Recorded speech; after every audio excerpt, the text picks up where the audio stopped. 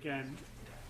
The company is a company called ARI, Automotive Resources International, and they are a fleet vehicle leasing company, the largest fleet vehicle leasing company in the world. Almost 1 million vehicles that they manage in the North American area and Europe alone. So those of you who are not familiar with fleet vehicle leasing, they have customers like FedEx and ExxonMobil, and they manage all of their vehicle fleets. So all of those vans and trucks and so forth, they take care of purchasing them directly from the vehicle manufacturers, putting them on leases, and then looking after them for the whole life cycle. So maybe they'll keep them for 3 years. They give the drivers gas cards. They take care of all the maintenance repairs and so forth. And because it's being managed, right, they can bring the costs down rather than somebody like FedEx or ExxonMobil have to deal with it themselves. So that's the services that they provide to many organizations and companies out there. So obviously, and they've been in business for 55, 56 years. And so over that period of time, they've obviously accumulated an incredible amount of data. And when they've had customers that have been with them for 10 plus years, they have accumulated a lot of specific information about that customer in terms of the type of vehicles that they're leasing and which ones are good for them, which ones are not good for them, and which ones are the most expensive to maintain, which ones have the best maintenance track records, identifying bad drivers, all sorts of things and so forth. So data is all about their business, and because of that, they actually ended up buying a HANA just over a year ago, on the understanding that, wow, here is now a in-memory database that can handle very large amounts of data quickly, that we can provide services to our clients so they can, the fleet managers can look at all this information very, very quickly. So, like a lot of companies, they decided to set up a new group, which they called the Product Development Team, whose mandate was to take a look at this data and try to figure out if there was useful information in that data that they could create perhaps new services out of, or use that data in a different way to provide cost efficiencies and save their clients money as well. And so this product development team was formed, and it consisted of just a couple of 2 or 3 people who understood the business and who knew a little bit about what was possible on the from an information technology standpoint as well. And their task obviously was to look at a lot of data, explore that data, and try to figure out if there was useful information in there. So the first thing they wanted to look at was this big chunk of data about all the information that they were getting from servicing of vehicles in all the different garages and so forth. So they went to their business intelligence group, the HANA team, and they said to them, okay, put this data in the in-memory database, right, and then give us some tools so we can go, explore it. And they said, oh, no problem at all, we'll do that for you, and you can use Explorer, right, because that's what the tool is set up to do. So they go, great, when can we have it? And they said, how about for 4 to 5 months? 4 to 5 months? Well, yes, because the data has to be modeled, right? It might be in memory, but it's still a database, and we have to model the data, right? And get it in a format that's going to make sense, so that we can then put a universe against it and put Explorer right on top of that universe, so you can start to explore the data. So they go, yeah, but the problem is that when we start to explore it, we may discover within 2 days that there's nothing useful in there. And we're going to bring another set of data to you and say, can you please look at this? how long is that going to take? And so they go, well, will it be the same set of data? And will it have the same, things in it? And he said, absolutely not. Well, that's going to take another 4 or 5 months then. So they said, well, that is not a sustainable, right, solution, right? We're not going to get anywhere with this, right? We need something that we can use quickly, right? We can deploy fast, and it will give us the ability to quickly visualize that data because, and so a couple of the guys there had seen Excelsius dashboards, and they go, we want a tool like that, where we can visualize and we can quickly put a dashboard together in a few hours, and then we can see if it's got useful information in it, and if it doesn't, right, we can just, throw it away, bring in the next set of data, build another dashboard in a few hours, and so forth. Is that possible? And so we said, yes, it is possible. It is possible to do that. So what they did was they utilized Excelsius, and they used the XML data caching capability, which is similar to an in-memory approach, where you take a lot of data from different sources, you put it into this XML data cache, and then you point your dashboard against the cache using SQL queries from the dashboard to retrieve what data you want. And a lot of the data they wanted to look at, they said, well, we have 60,000 service garages throughout North America, well, throughout the US actually, 60,000. So they were doing business with 60,000 different garages. And these range from mom and pop shops to the big, bigger facilities and so forth. And that was the data they wanted to look at. So there was a geographical element involved here as well. So they wanted to do some location intelligence into this as well. So they brought in the Centagon GMaps plugin into Excelsius, which allows you to integrate Google Maps into your dashboard as well. And of course, using the XML data cache, they could handle very large amounts of data. They were dealing with hundreds of thousands of rows of data. Using the Centagon Google Maps, they were able to do all of the geographical information they were looking for and build this right into a workable application. And so I'm going to show you this. I have to connect, obviously, because we're integrating with Google Maps and pulling data from Google Maps. We're on a slow connection here, so it might take time to just populate the map. So this is where they would start in their dashboard. This is an Excelsius dashboard, and they start with a heat map, right? But there was no way they were going to plot all 60,000 service stations on the first heat map. So what they did was they took the top 1,000, the ones where they're spending the most money. So that is a heat map of the top 1,000, and you can see, there's greater concentrations around the big major cities as you would expect. And then you can click on the pin, and it will actually show the individual, right, service stations here. Okay, and the one in blue, right at the bottom there, is highlighted. The green and red indicates whether they're doing how much business with those and so forth. So this one here is highlighted right now.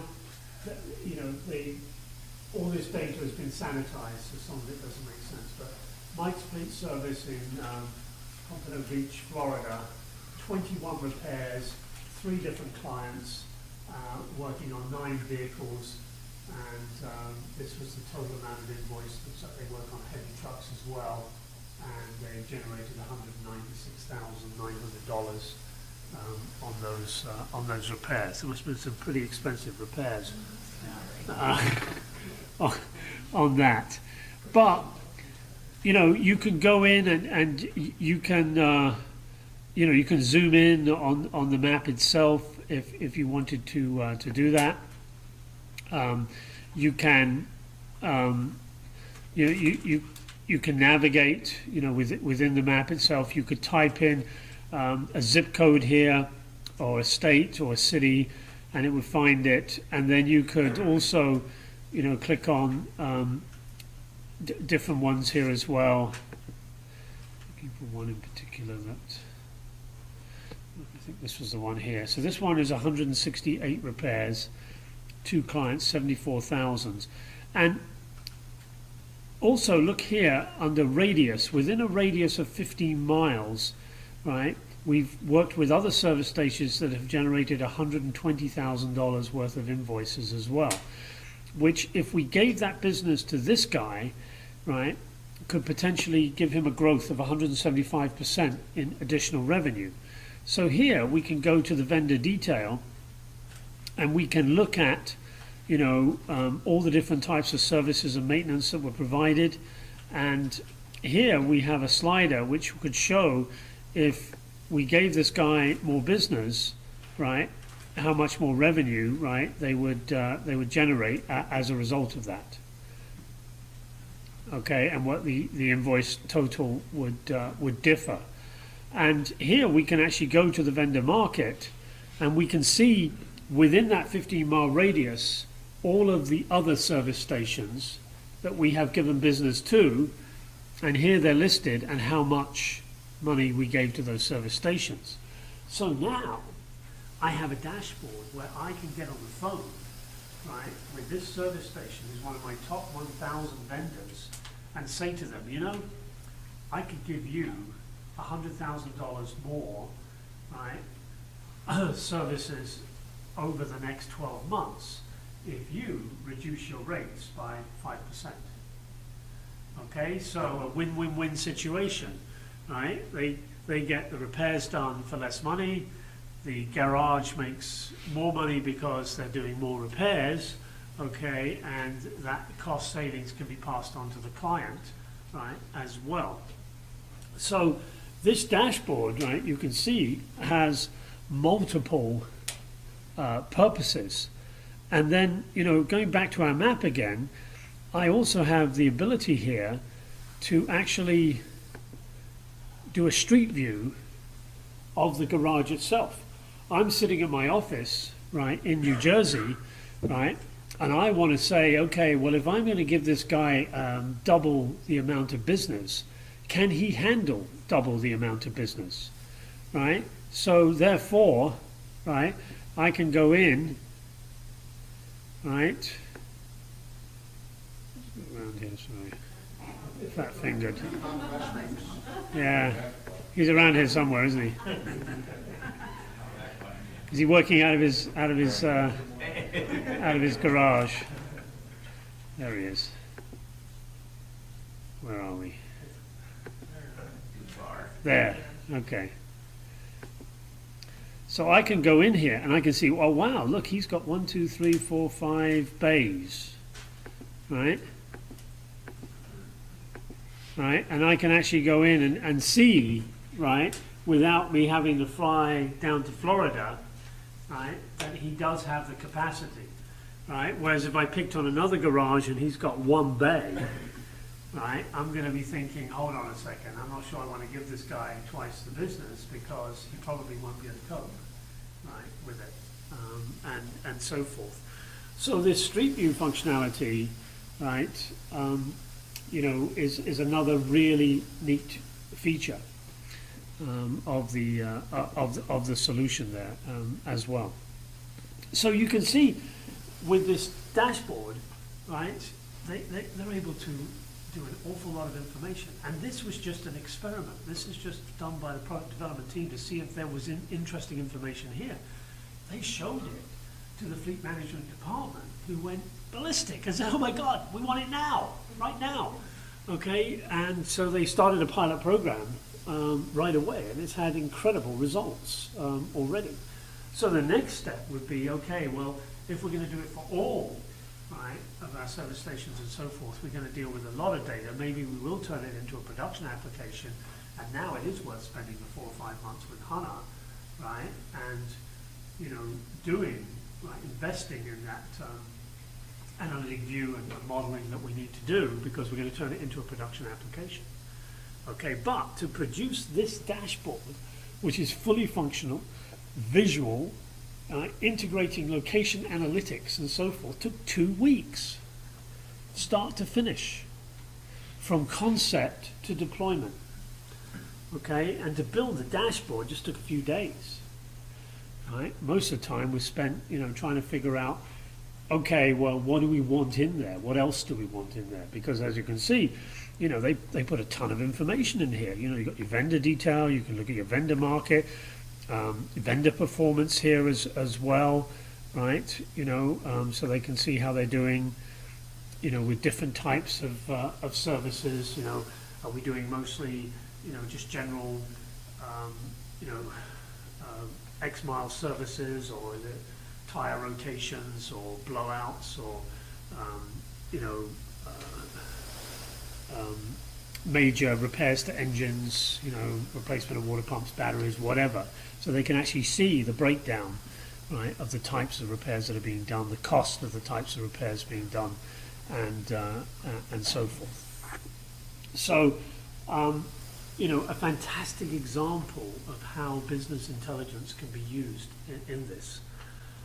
And it starts a whole different process of thinking. This is why I call it limitless business intelligence, because I didn't even show this dashboard to the CIO at the city of Yonkers in New York. I told him about it, just sitting there having a chat in his office, and I told him about what this done, and he, right, turned around and grabbed a map, right, and he pulled out this map and he goes, look, these are all the fire hydrants in the city of Yonkers.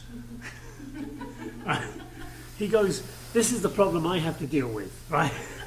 He said, we have to service these fire hydrants and so forth, and I said to him, look, we could easily, right, get all that information into a dashboard, right? I said, and if we deployed it on an iPad, right, and you had that capability, you can actually have the people on the fire truck seeing a street view, right, of where the fire is before they get there, panning around, seeing where the hydrant is, right, using the business intelligence to go back to the data, seeing when that fire hydrant was last serviced, seeing what the water flow pressure is going to come out of that fire hydrant, and seeing what your other options are in the immediate facility, right, in terms of, is it close to a factory, is there a risk of chemical fire, all these kinds of things as well, And he raised an eyebrow, which I think is a good sign. Who are you? But the possibilities. This is my point. The possibilities are limitless. Obviously, this was a huge success, and as a result of this, they're now busy looking at other data sets and figuring out what else they can do with this as well. So, just one particular example there. I cut it short. I've got it running on an iPad as well. I was going to show you that, but I won't because I'm conscious of time. But if you're interested, I can show it to you afterwards. Any questions? No? Has it given you some ideas? Yes? Right. Yes? One quick thing. I've been recently playing around with just like on the GIS thing is, in addition to mapping stuff on using Google Maps, you can also, there's also this Google Maps API where you can pass through a written address and then it'll return the latitude, longitude, and then you can take that and store it in your database somewhere. And so like I have this recurring process that runs each day that takes new addresses that we've gotten in, calls it up to Google, and then it passes down the latitude, longitude, and then you can do like a lot of really cool, like just mapping stuff from there as well. So that just like another case where you can leverage the Google Maps, which is just like hugely beneficial and fun to play with. Yeah, we actually developed one for another client who was doing energy efficiency and installing solar panels and so forth. And again, we built in that exact functionality using the Google API. We built it in HTML5, right, for the iPad. And the idea was you put in the address, okay, and it will hone in immediately with a bird's eye view, so you can actually see, right, the building. You can then go down to the street level and look at what's around it, but then when you see on top, you can see how much real estate space there is to put solar panels, right, on top. Yeah, that's so cool. Okay, so, and then you can work out what the savings, right, would be for that. So I was at a conference while we were exhibiting at a conference in Dubai about a week ago, and a guy comes up to me, and I'm showing him this because we've got it on our website, you know, I'm showing this, and he said, well, put in my address, right, and he was from Tanzania, right, and they didn't have street addresses, right, so he told me to put in this word, right, and Google recognized it right away, and it was a little village in the middle of Africa. And there it was, you could see, you know, that's my village. My solar panels in there? He goes, no, but that's my village. So, Now that's assuming that the Google Maps have been done recently, because there's been times I found that the business wasn't even there within the map that I found, so. yeah, no, Google's pretty good, just don't Yeah. use the Apple version. And it doesn't map the whole world because there's restriction areas. Yes, that's true. That's true, yes. I just want to know is, how you use that functionality in your decks, whether you fish. I don't know. I don't let my cats outside. If I did, rest assured. Yeah. You would get the longitude and latitude, Yeah, right? exactly. On Google Maps where they were. You could track where your cat goes. Right? Yeah, actually, somebody did that. Somebody wrote a paper on that in England because they were measuring the. This is actually like a BI thing where they were trying to measure like the effects that domestic cats have on the local ecosystem. So like how many mice and birds they kill. So they attached small GPS devices to their collar and then tracked, you know, like where they went, and then I guess postulated on what effect they. I think I want to get a GoPro and do a shoulder. Yeah. Yeah. If I know my cats though, if you put anything on them though, they just go paralyzed and act like. So is it a positive or negative? I don't remember. I'd have to look it up. So they can release armies of cats. Right. Okay. All right. Any questions at all? Any other comments or questions? Okay. I think the impact of this is self-evident, but like I said, the idea of using Excelsius with the XDC data caching for prototyping, that's what it's really doing here.